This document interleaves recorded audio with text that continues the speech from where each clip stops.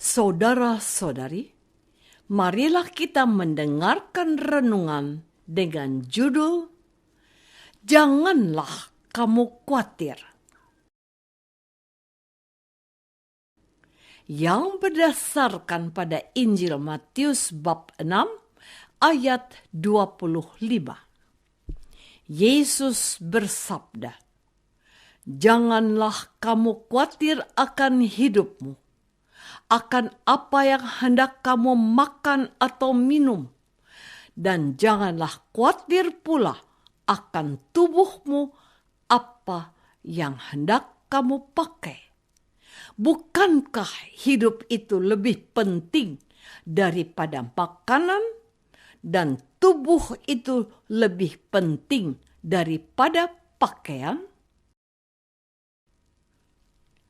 Dalam nama Bapa dan Putra dan Roh Kudus.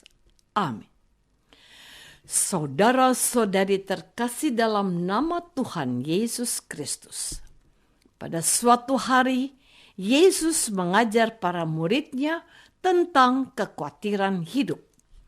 Demikian sabda Yesus, "Janganlah kamu khawatir akan hidupmu, akan apa yang hendak kamu makan atau minum, dan janganlah khawatir pula akan tubuhmu, apa yang hendak kamu pakai. Bukankah hidup itu lebih penting daripada makanan, dan tubuh itu lebih penting daripada pakaian? Pandanglah burung-burung di langit, yang tidak menabur dan tidak menuai dan tidak mengumpulkan bekal dalam lumbung, namun diberi makan oleh Bapamu yang di surga. Bukankah kamu jauh melebihi burung-burung itu? Siapakah di antara kamu yang karena kekhawatirannya dapat menambahkan sehasta saja pada jalan hidupnya? Dan mengapa kamu khawatir akan pakaian? Perhatikanlah bunga bakung di ladang, yang tumbuh tanpa bekerja dan tanpa memintai. Namun aku berkata kepadamu, Salomo dalam segala kemegahannya pun tidak berpakaian seindah bunga." Saudara-saudari terkasih, mengapa manusia khawatir akan segala sesuatu dalam hidupnya? Karena hidup itu tidak pernah ada yang pasti 100% dengan perhitungan akal budi manusia, sepandai Albert Einstein sekalipun. Dalam detik berikutnya, gempa bumi berguncang. Dalam langkah kaki berikutnya, pengendara motor menabrak. Dan tarikan napas berikutnya, napasnya berakhir karena serangan jantung. Ya, hidup manusia ditentukan per detik, per langkah, per tarikan napas. Manusia tidak akan mampu mengalahkan proses alam, yaitu menjadi semakin tua hingga akhirnya mati berkalang tanah.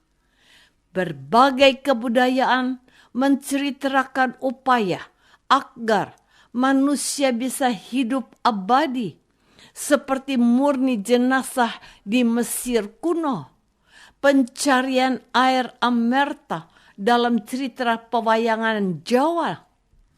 Namun, toh kekuatan alam lebih hebat, tidak tertandingi oleh manusia. Kedua hal inilah yang menjadikan manusia terus-menerus khawatir akan hidupnya. Rasa khawatir bukti kurang percaya. Saudara-saudari terkasih, memiliki kekhawatiran adalah layak bagi seorang manusia. Perasaan itu muncul karena orang itu sungguh-sungguh memikirkan hidupnya dan ia sadar tidak akan mampu menyelesaikan semua masalah hidupnya. Jadi, orang yang memiliki kekhawatiran itu sebenarnya sehat juga. Masalahnya adalah ada orang yang terus-menerus khawatir secara berlebihan, walaupun tentang proses hidup sehari-hari. Memang ada orang-orang yang tidak memiliki hal-hal yang secara umum dimiliki orang pada umumnya. Rumah berada di kolong jembatan, makan dari sisa pembuangan makan di restoran, baju yang tidak pernah diganti. Namun, bukankah kita tidak perlu mengalami kesusahan itu? Jadi, masalahnya bukan boleh atau tidaknya kita khawatir, tetapi mengapa kita khawatir untuk masalah yang kita tidak perlu khawatir berlebihan? Kita perlu belajar dari orang yang bukan tidak punya kekhawatiran, tetapi mampu mengelola kekhawatiran itu. Pada umumnya, mereka berpikir secara logis, yaitu mengapa harus khawatir kalau kita bisa mengatasi. Misalnya, kita perlu uang untuk membayar uang sekolah anak. Ya, sudah kita bekerja lebih agar ada uang lebih. Kedua, yang penting adalah melakukan sesuatu secara nyata. Jangan jatuh pada perasaan khawatir saja. Misalnya, daripada khawatir akan perilaku anak yang negatif, lebih baik kita ajak dia berbicara dari hati ke hati. Memiliki kekhawatiran itu sehat, tetapi kekhawatiran berlebihan itu tidak sehat. Mari kita usahakan agar kekhawatiran itu terselesaikan. Saudara-saudari terkasih, akal budi dan usaha kita paling tidak bisa memperlemah kekhawatiran kita. Namun, kepada Tuhan saja kekhawatiran itu akan benar-benar sirna. Tuhan adalah awal segala sesuatu dan paling dari segala sesuatu. Yang kita alami di dunia ini hanyalah debu bagi Tuhan. 100 tahun hidup kita hanya seperti semalam orang berjaga ronda, kata pemazmur.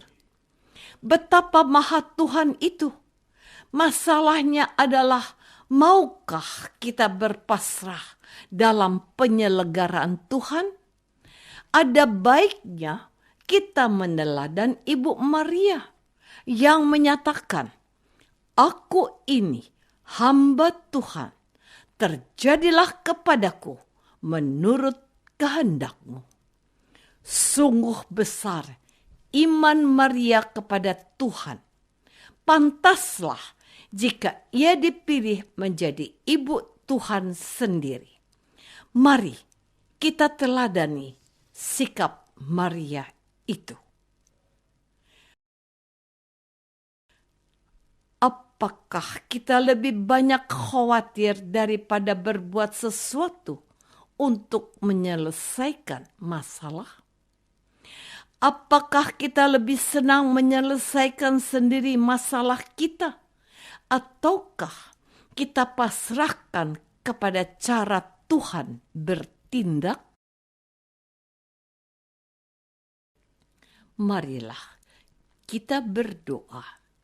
Ya Tuhan, kami lebih sering khawatir karena kebodohan kami sendiri daripada mempercayakan hidup kami kepada penyelenggaraanmu. Hanya kepadamu saja kami seharusnya tidak khawatir akan segala sesuatu. Engkaulah Tuhan kami, kini dan sepanjang masa. Amin. Semoga kita semua selalu dinaungi dan dibimbing oleh berkat Allah yang Maha Kuasa, Bapa dan Putra dan Roh Kudus. Amin.